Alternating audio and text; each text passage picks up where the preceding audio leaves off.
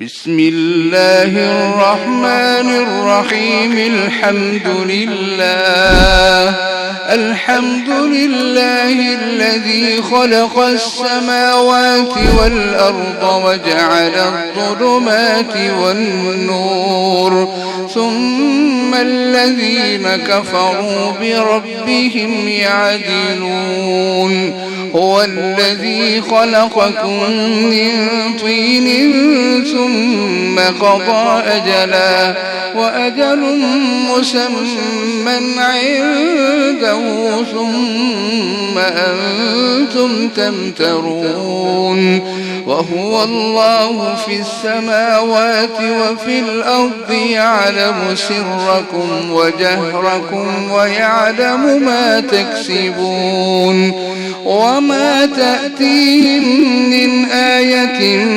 من آيات ربهم إلا كانوا عنها معرضين. فقد كذبوا بالحق لما جاءهم،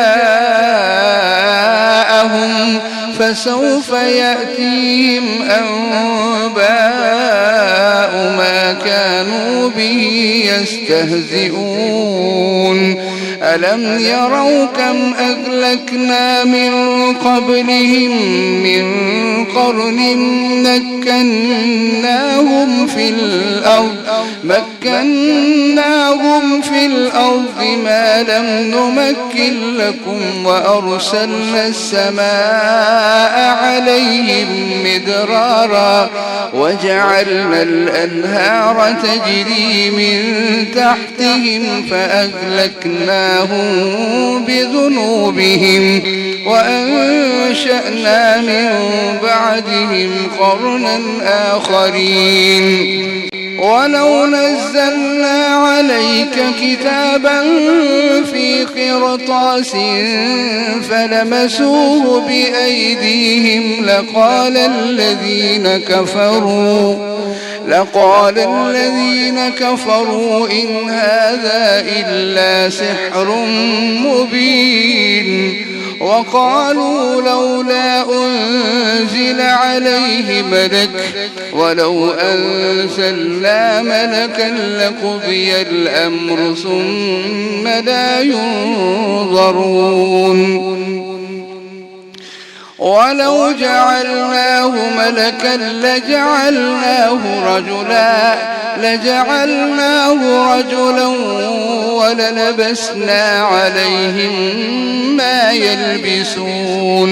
ولقد استهزئ برسل من قبلك فحاق بالذين سخروا منهم ما كانوا به يستهزئون. قل سيروا في الأرض ثم انظروا كيف كان عاقبة المكذبين. قل لمن ما في السماوات والأرض قل لله كتب على نفسه الرحمة ليجمعنكم إلى يوم القيامة لا ريب فيه. الذين خسروا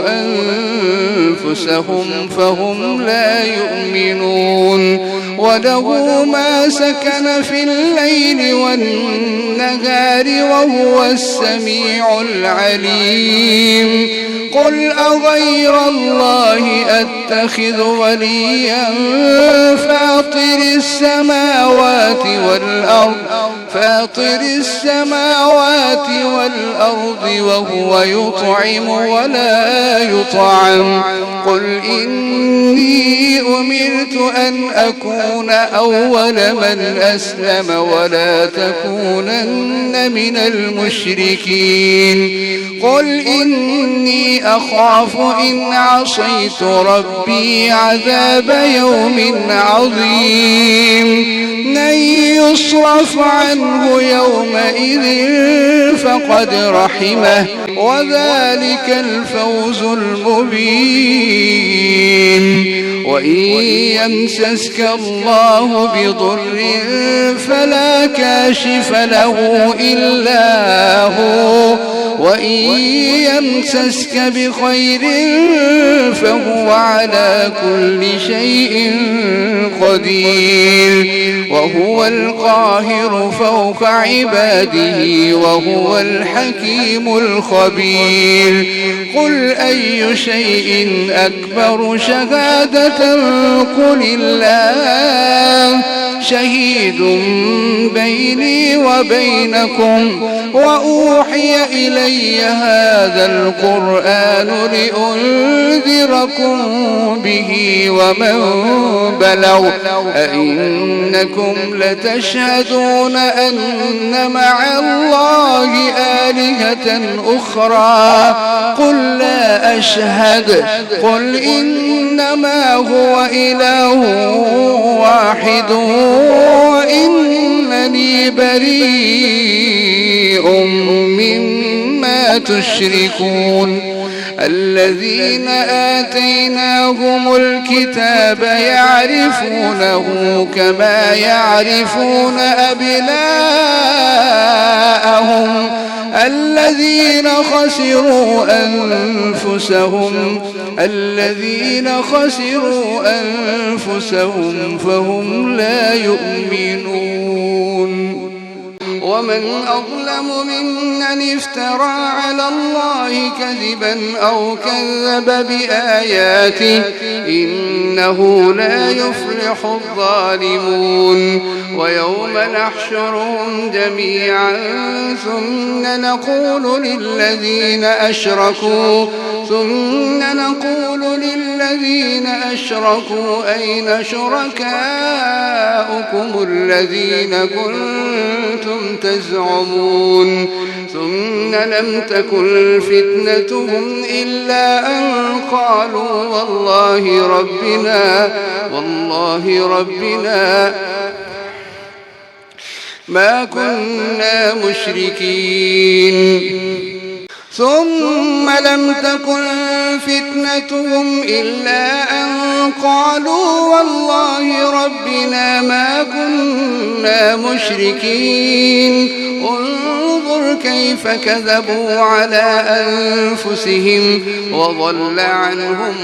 ما كانوا يفترون. ومنهم من يستمع إليك وجعلنا على قلوبهم أكنة أن يفقهوه وفي آذانهم وقرا وإن يروا كل آية لا يؤمنوا بها حتى إذا جاءوك يجادلونك يقول الذين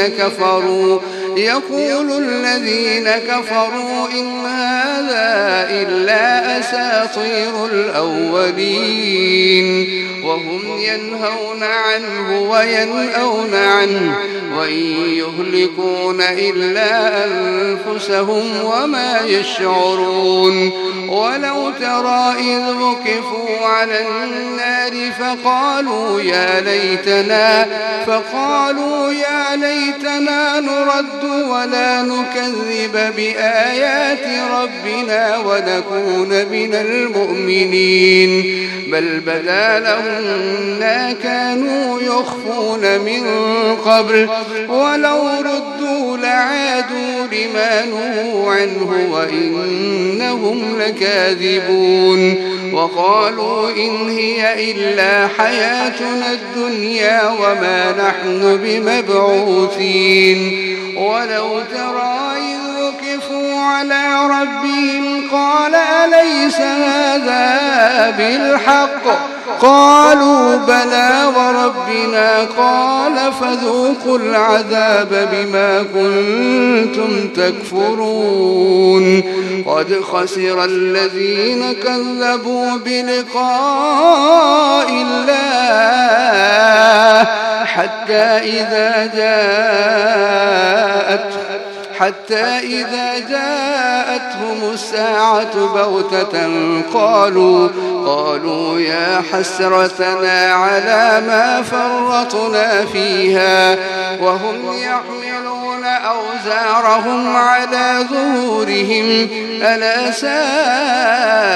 ما يزرون وما الحياة الدنيا إلا لعب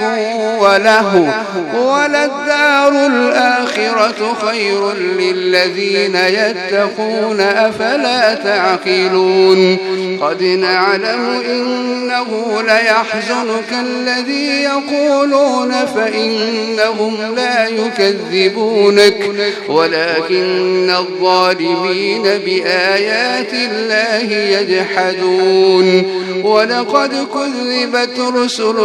من قبلك فصبروا على ما كذبوا وأوذوا حتى أتاهم نصرنا ولا مبدل لكلمات الله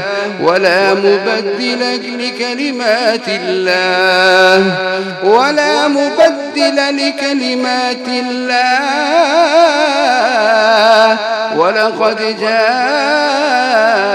من نبأ المرسلين وإن كان كبر عليك إعراضهم فإن استطعت أن تبتغي نفقا في الأرض أو سلما في السماء فتأتيهم بآية فإن استطعت أن تبتغي نفقا في الأرض أو سلما في السماء فتأتيهم بآية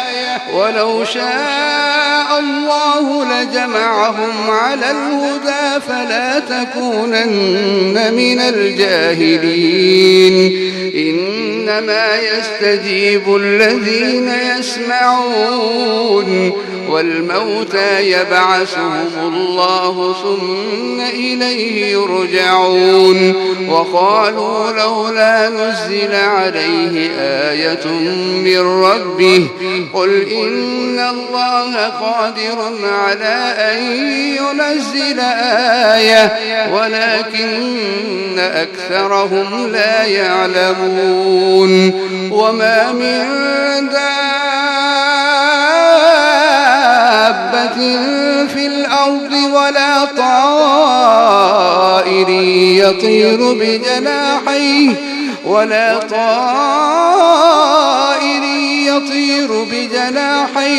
إلا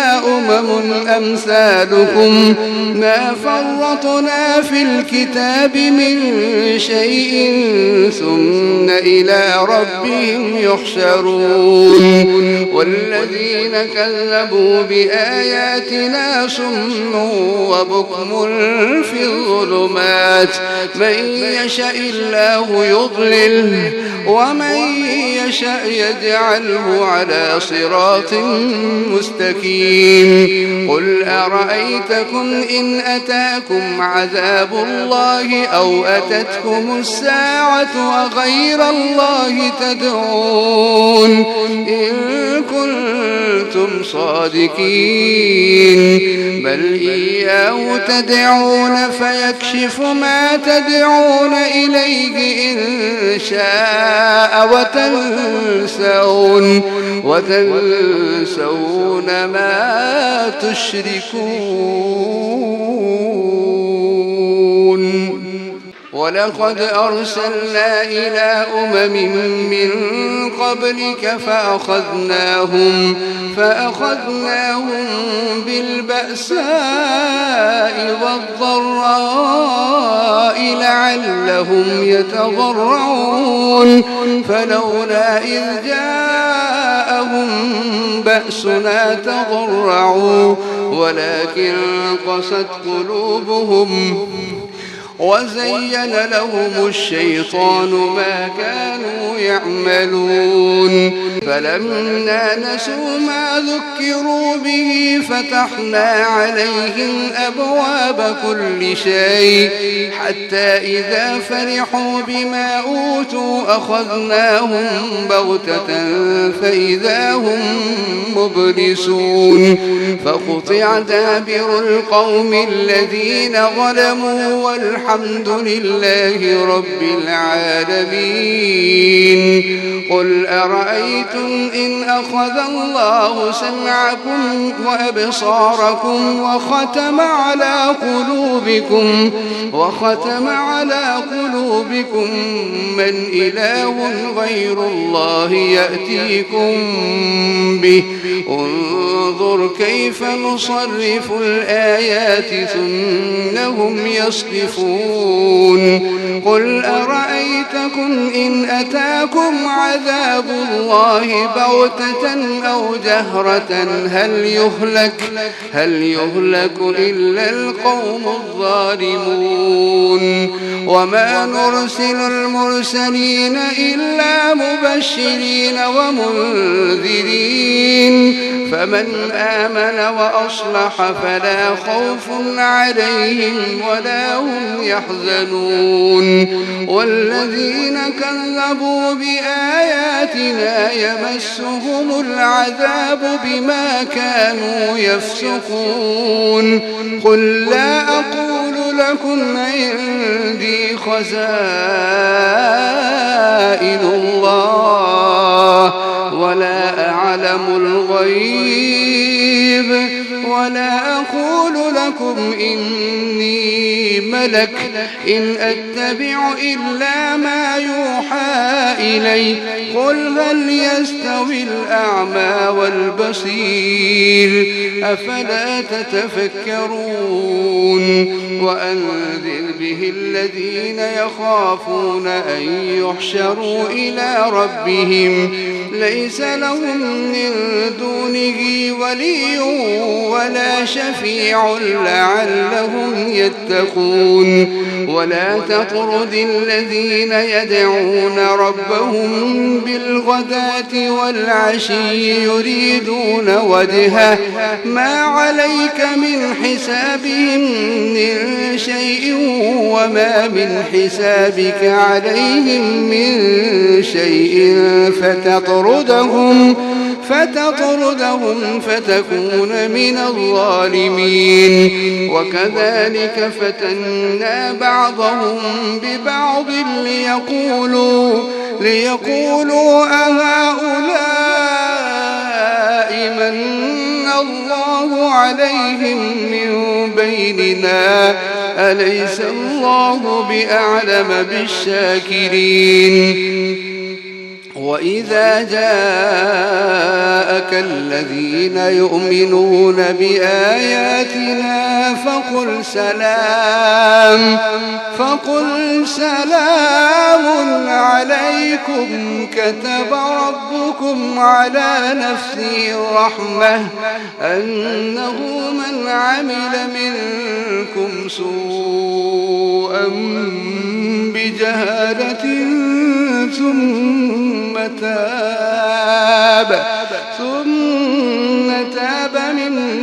بعده وأصلح فأنه غفور رحيم وكذلك نفصل الآيات ولتستبين سبيل المجرمين قل إني نهيت أن أعبد الذين تدعون من دون الله قل لا أتبع أهواءكم جاءكم قد ضللت إذا وما أنا من المهتدين قل إني على بينة من ربي وكذبتم به ما عندي ما تستعجلون به إن الحكم إلا لله يقص الحق وهو خير الفاصلين قل لو أن عندي ما تستعجلون به لقضي الأمر بيني وبينكم والله أعلم بالظالمين وعنده مفاتح الغيب لا يعلمها إلا هو ويعلم ما في البر والبحر وما تسقط من ورقة إلا يعلمها ولا حبة في ظلمات الأرض ولا رطب ولا يابس إلا في كتاب مبين وهو الذي يتوفاكم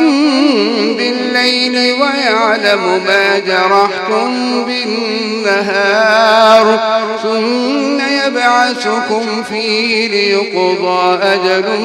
مسمى ثم إليه مرجعكم ثم ينبئكم بما كنتم تعملون وهو القاهر فوق عباده ويرسل عليكم حفظه حتى إذا جاء أحدكم الموت توفته رسلنا وهم لا يفرطون ثم ردوا إلى الله مولاهم الحق ألا له الحكم وهو أسرع الحاسبين قل من ينجيكم من ظلمات البر والبحر تدعونه تضرعا وخفيا لئن أنجانا من هذه لنكونن من الشاكرين قل الله ينجيكم منها ومن كل كرب ثم أنتم تشركون قل هو القادر على أن يبعث عليكم عذابا من فوقكم أو من تحت أرجلكم أو يلبسكم شيعا ويذيق بعضكم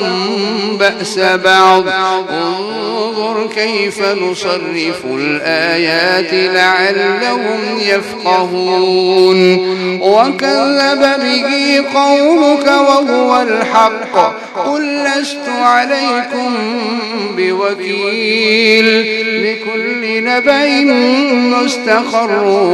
وسوف تعلمون وإذا رأيت الذين يخوضون في آياتنا فأعرض عنهم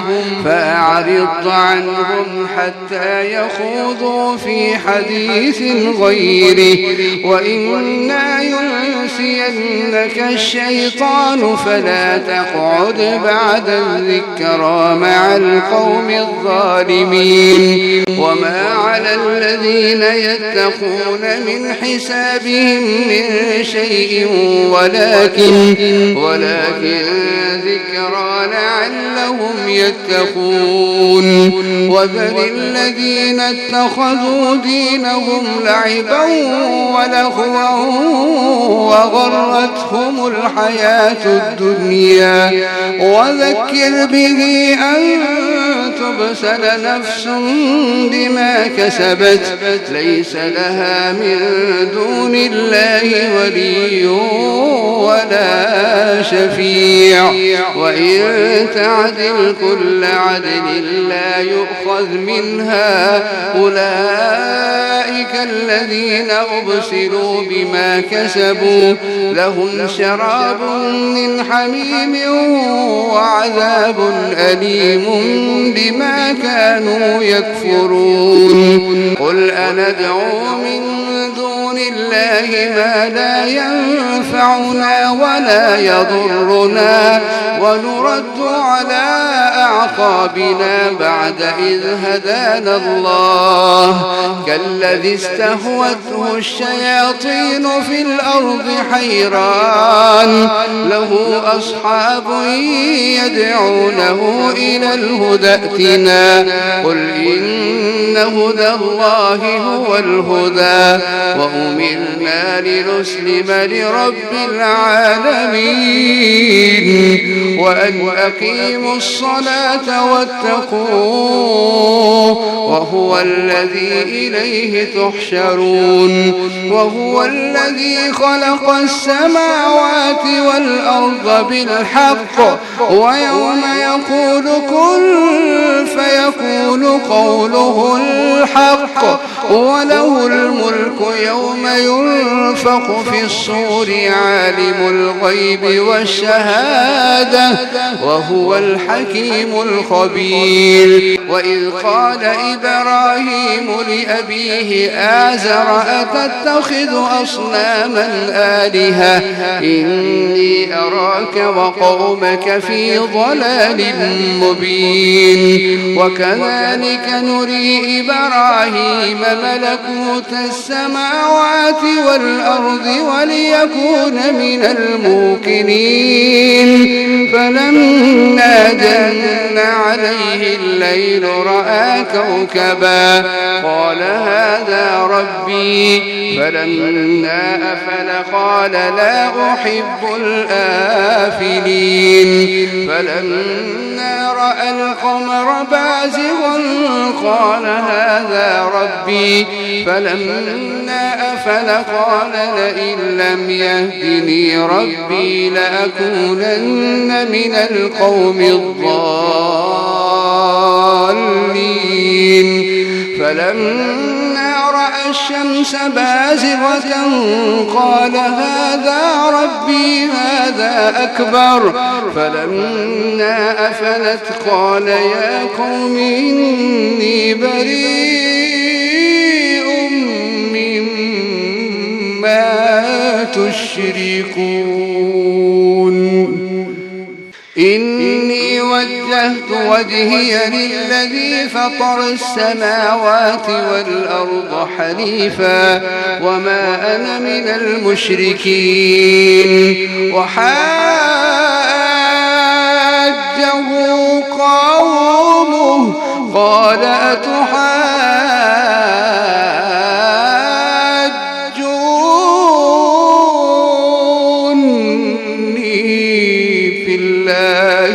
وقد هدان ولا أخاف ما تشركون به إلا أن يشاء ربي شيئا وسع ربي كل شيء علما أفلا تتذكرون وكيف أخاف ما أشركتم ولا تخافون أنكم أشركتم بالله ما لم ينزل به عليكم سلطانا فأي الفريقين أحق بالأمن إن كنتم تعلمون الذين آمنوا ولم يلبسوا إيمانهم بظلم أولئك لهم الأمن وهم مهتدون وتلك حجتنا آتيناها إبراهيم على قومه نرفع درجات من نشاء إن ربك حكيم عليم. ووهبنا له إسحاق ويعقوب كلا هدينا ولوطا هدينا من قبل ومن ذريته داود وسليمان وأيوب ويوسف وموسى وهارون وكذلك نجزي المحسنين وزكريا ويحيى وعيسى وإلياس كل من الصالحين وإسماعيل واليسع ويونس ولوطا وكلا فضلنا على العالمين ومن آبائهم وذرياتهم وإخوانهم واجتبيناهم وهديناهم إلى صراط مستقيم ذلك هدى الله يهدي به من يشاء من عباده ولو أشركوا لحبط عنهم ما كانوا يعملون أولئك الذين آتيناهم الكتاب والحكم والنبوة فإن يكفر بها هؤلاء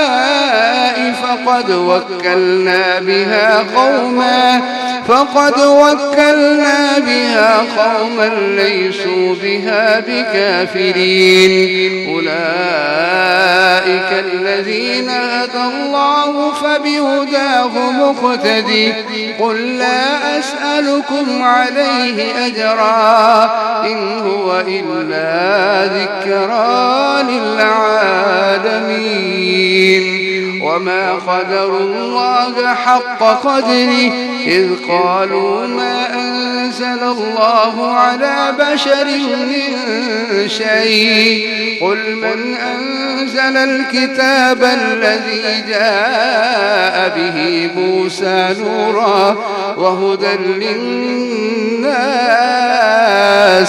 تجعلونه قراطيس تبدونها وتخفون كثيرا وعلمتم ما لم تعلموا أنتم ولا آباؤكم قل الله ثم ذرهم في خوضهم يلعبون وهذا كتاب أنزلناه مبارك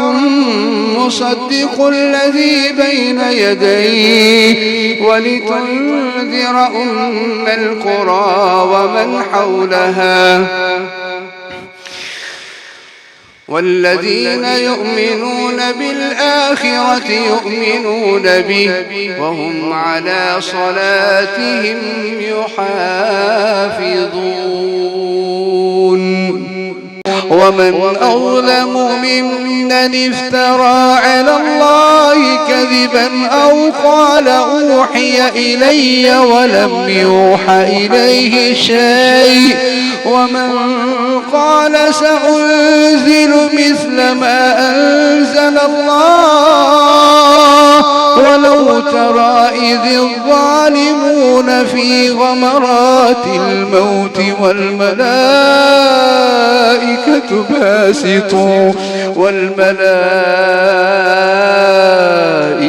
باسطوا أيديهم أخرجوا أنفسكم اليوم تجزون عذاب الهون بما كنتم تقولون على الله غير الحق وكنتم عن آياته تستكبرون ولقد جئتمونا فرادا كما خلقناكم أول مرة وتركتم ما خولناكم وراء ظهوركم وما نرى معكم شفعاءكم الذين زعمتم أنهم فيكم شركاء لقد تقطع بينكم وضل عنكم ما كنتم تزعمون إن الله فارق الحب والنوى يخرج الحي من الميت ومخرج الميت من الحي ذلكم الله فأنى تؤفكون فالق الإصباح وجعل الليل سكنا والشمس والقمر حسبانا ذلك تقدير العزيز العليم ذلك تقدير العزيز العليم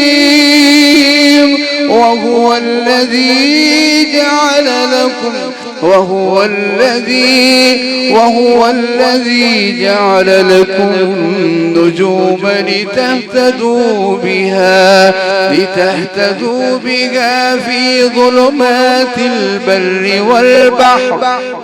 قد فصلنا الآيات لقوم يعلمون وهو الذي أنشأكم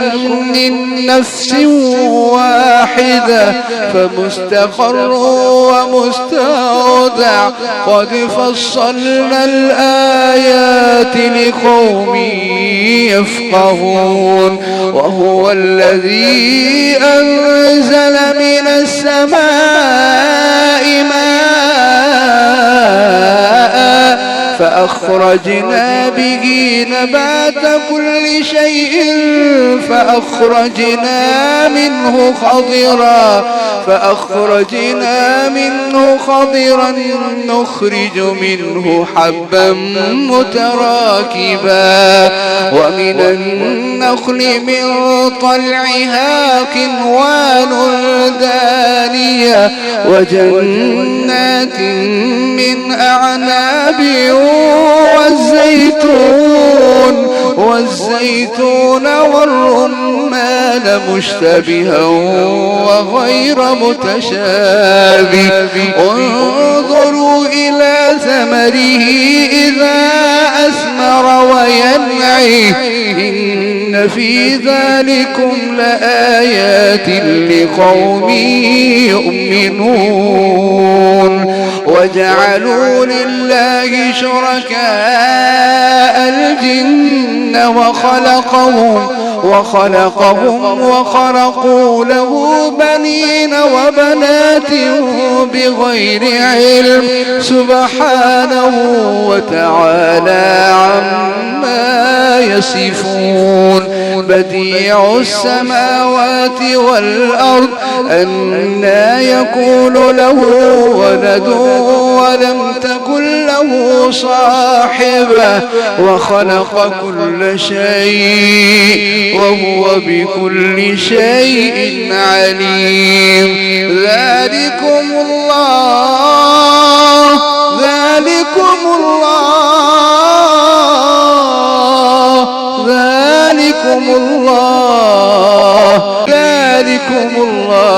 ربكم لا إله إلا هو خالق كل شيء فاعبدوه وهو على كل شيء وكيل لا تدركه الأبصار وهو يدرك الأبصار وهو اللطيف الخبير قد جاءكم بصائر من ربكم فمن أبصر فلنفسه ومن عمي فعليها وما أنا عليكم بحفيظ وكذلك نصرف الآيات وليقولوا درست ولنبينه لقوم يعلمون اتبع ما أوحي إليك من ربك لا إله إلا هو وأعرض عن المشركين ولو شاء الله ما أشركوا وما جعلناك عليهم حفيظا وما أنت عليهم بوكيل ولا تسبوا الذين يدعون من دون الله فيسبوا الله عدوا بغير علم كذلك زينا لكل أمة عملهم ثم إلى ربهم مرجعهم فينبئهم بما كانوا يعملون وأقسموا بالله جهد أيمانهم لئن جاءتهم آية ليؤمنن بها قل إنما الآيات عند الله وما يشعركم أنها إذا جاءت لا يؤمنون ونقلب أفئدتهم وأبصارهم كما لم يؤمنوا به أول مرة ونذرهم في طغيانهم يعمهون ولو أننا نزلنا إليهم الملائكة وكلمهم الموتى وحشرنا عليهم كل شيء قبلا ما كانوا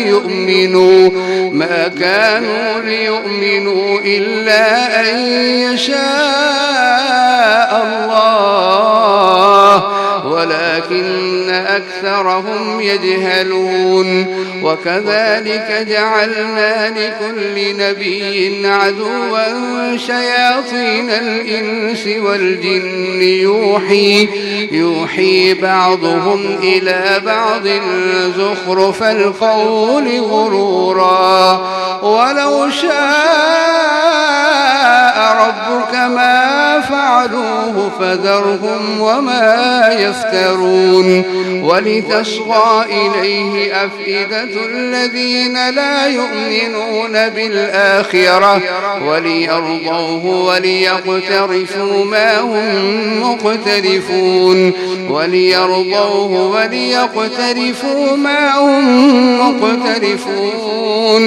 أفغير الله أبتغي حكما وهو الذي أنزل إليكم الكتاب مفصلا والذين آتيناهم الكتاب يعلمون أنه منزل من ربك بالحق فلا تكونن من الممترين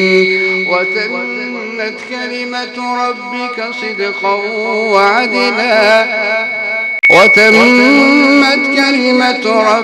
صدقا وعدلا لا مبدل لكلماته وهو السميع العليم وإن تطع أكثر من في الأرض يضلوك عن سبيل الله إن يتبعون إلا الظن وإن هم إلا يخرصون إن ربك هو أعلم من يضل عن سبيله وهو أعلم بالمهتدين فكلوا مما ذكر اسم الله عليه إن كنتم بآياته مؤمنين. وما لكم ألا تأكلوا مما ذكر اسم الله عليه وقد فصل لكم ما حرم عليكم إلا ما اضطررتم إليه وإن كثيرا ليضلون بأهوائهم بغير علم إن ربك هو أعلم بالمعتدين. وذروا ظاهر الإثم وباطنه إن الذين يكسبون الإثم سيجزون بما كانوا يقترفون. ولا تأكلوا مما لم يذكر اسم الله عليه وإنه لفسق وإن الشياطين ليوحون إلى أوليائهم ليجادلوكم وإن أطعتموهم إنكم لمشركون. أومن كان ميتا فأحييناه وجعلنا له نورا يمشي به في الناس كمن مثله في الظلمات ليس بخارج منها كذلك زين للكافرين ما كانوا يعملون. وكذلك جعلنا في كل قرية أكابر مجرميها ليمكروا فيها وما يمكرون إلا بأنفسهم وما يشعرون. وإذا جاءتهم آية قالوا لن نؤمن حتى نؤتى مثل ما أوتي رسل الله أعلم حيث يجعل رسالته سيصيب الذين أجرموا صغار عند الله وعذاب شديد بما كانوا يمكرون. فمن يرد الله أن يهديه يشرح صدره للإسلام ومن يرد أن يضله يجعل صدره ضيقا حرجا كأنما يصعد في السماء كذلك يجعل الله الرجس على الذين لا يؤمنون. وهذا صراط ربك مستقيما قد فصلنا الآيات لقوم يذكرون. لهم دار السلام عند ربهم وهو وليهم بما كانوا يعملون. ويوم يحشرهم جميعا يا معشر الجن قد استكثرتم من الإنس وقال أولياؤهم من الإنس ربنا استمتع بعضنا ببعض وبلغنا أجلنا الذي أجلت لنا قال النار مثواكم خالدين فيها إلا ما شاء الله إن ربك حكيم عليم. وكذلك نولي بعض الظالمين بعضا بما كانوا يكسبون.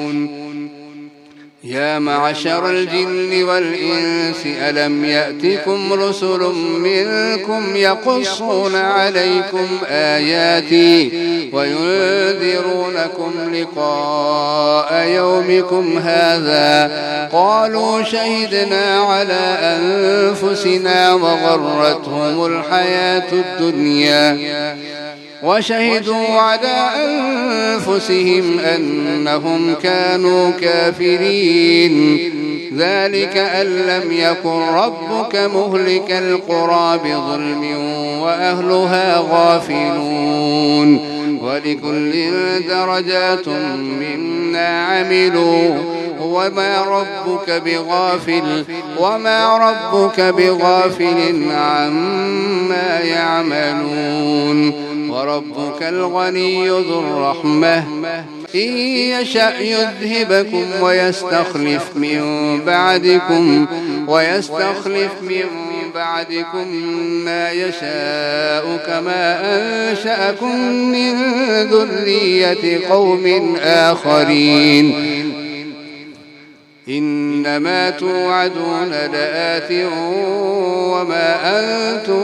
بمعجزين قل يا قوم اعملوا على مكانتكم إني عامل فسوف تعلمون من تكون له عاقبة الدار إنه لا يفلح الظالمون وجعلوا لله مما ذرأ من الحرث والأنعام نصيبا فقالوا هذا لله بزعمهم وهذا لشركائنا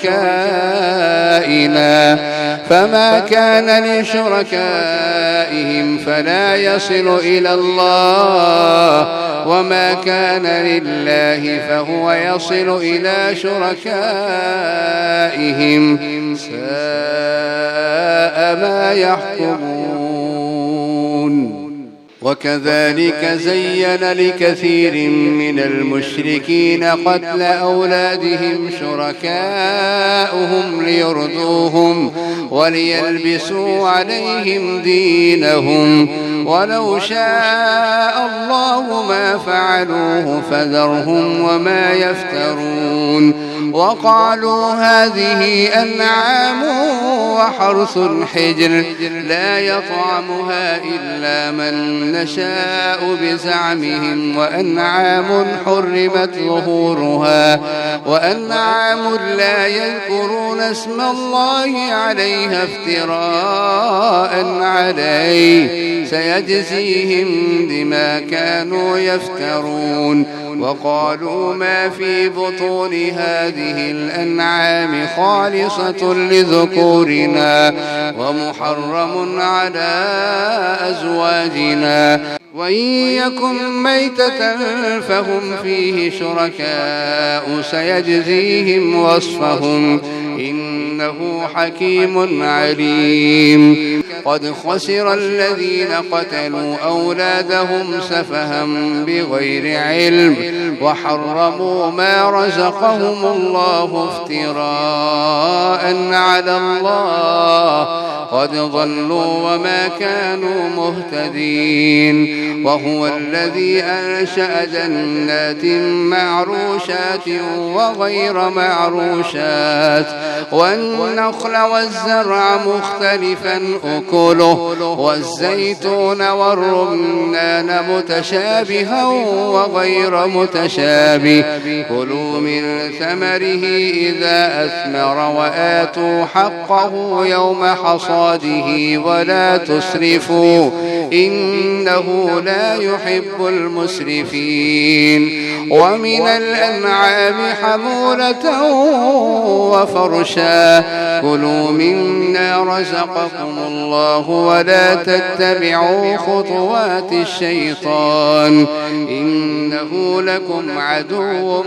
مبين 8 أزواج من الضأن 2 ومن المعز 2 قل الذكرين حرم أم الأنثيين أما اشتملت عليه أرحام الأنثيين نبئوني بعلم إن كنتم صادقين ومن الإبل 2 ومن البقر 2 قل الذكرين حرم أم الأنثيين أما اشتملت عليه أرحام الأنثيين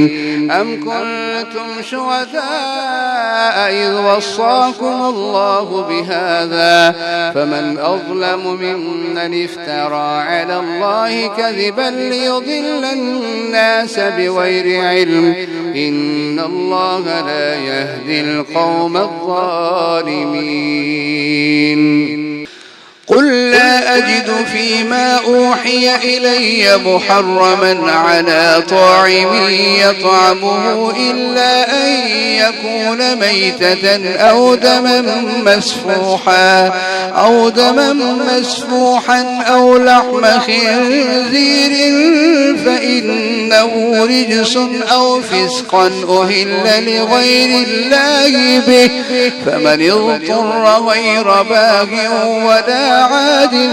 فإن ربك غفور رحيم. وعلى الذين هادوا حرمنا كل ذي ظفر ومن البقر والغنم حرمنا عليهم شحومهما إلا ما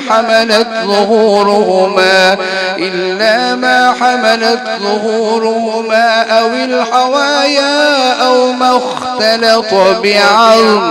ذلك جزيناهم ببغيهم وإنا لصادقون. فإن كذبوك فقل ربكم ذو رحمة واسعة ولا يرد بأسه عن القوم المجرمين. سيقول الذين أشركوا لو شاء الله ما أشركنا ولا آباؤنا ولا حرمنا من شيء كذلك كذب الذين من قبلهم حتى ذاقوا بأسنا. قل هل عندكم من علم فتخرجوه لنا إن تتبعون إلا الظن وإن أنتم إلا تخرصون. قل فلله الحجة البالغة فلو شاء لهداكم أجمعين. قل هلم شهداءكم الذين يشهدون أن الله حرم هذا فإن شهدوا فلا تشهد معهم ولا تتبع أهواء الذين كذبوا بآياتنا والذين لا يؤمنون بالآخرة وهم بربهم يعدلون. قل تعالوا أتل ما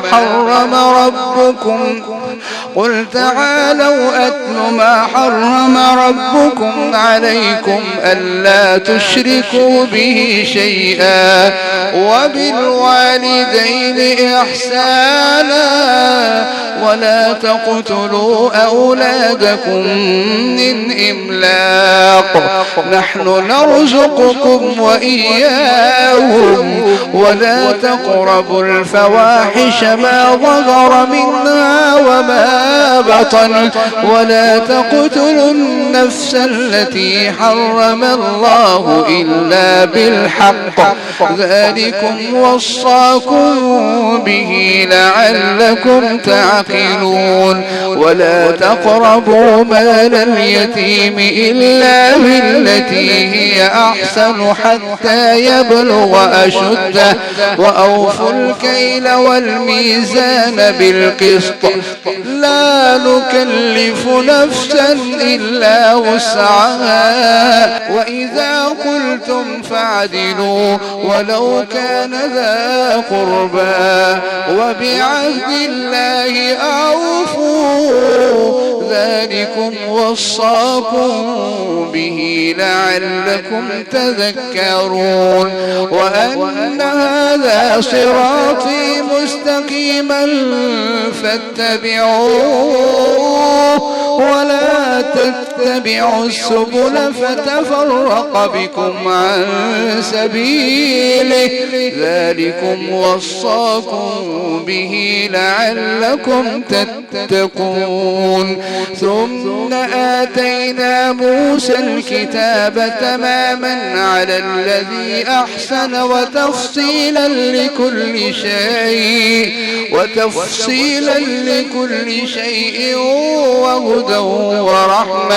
وهدى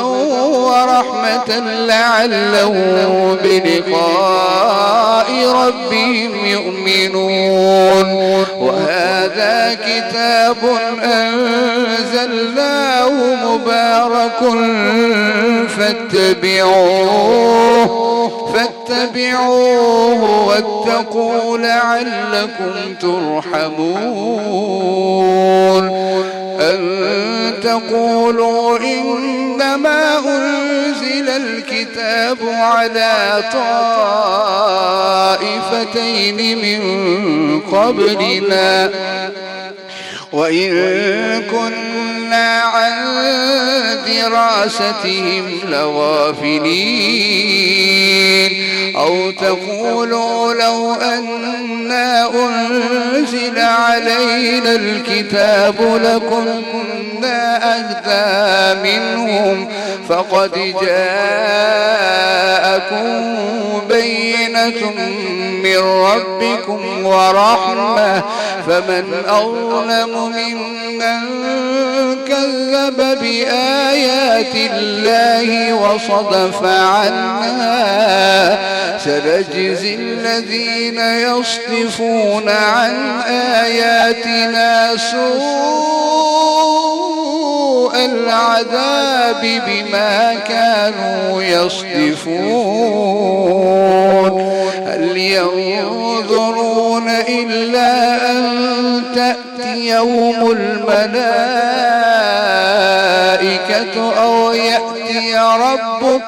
أو يأتي ربك أو يأتي بعض آيات ربك يوم يأتي بعض آيات ربك لا ينفع نفسا إيمانها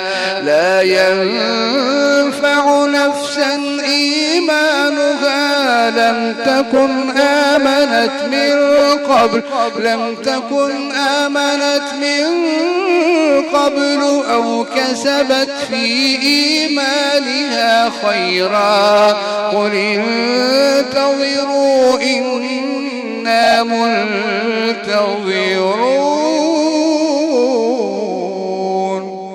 إن الذين فرقوا دينهم وكانوا شيعا لست منهم في شيء إنما أمرهم إلى الله ثم ينبئهم بما كانوا يفعلون من جاء بالحسنة فله عشر أمثالها ومن جاء بالسيئة فلا يجزى إلا مثلها وهم لا يظلمون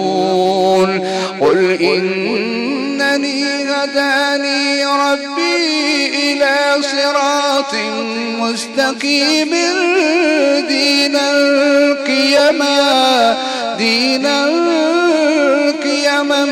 ملة إبراهيم حنيفا وما كان من المشركين قل إن صلاتي ونسكي ومحياي ومماتي لله رب العالمين لا شريك له وبذلك أمرت وأنا أول المسلمين قل أغير الله أبغي ربا وهو رب كل شيء ولا تكسب كل نفس إلا عليها ولا تزر وازرة وزر أخرى ثم إلى ربكم مرجعكم فينبئكم بما كنتم فيه تختلفون وهو الذي جعلكم خلائف الأرض ورفع بعضكم فوق بعض درجات ليبلوكم فيما آتاكم إن ربك سريع العقاب وإنه لغفور رحيم.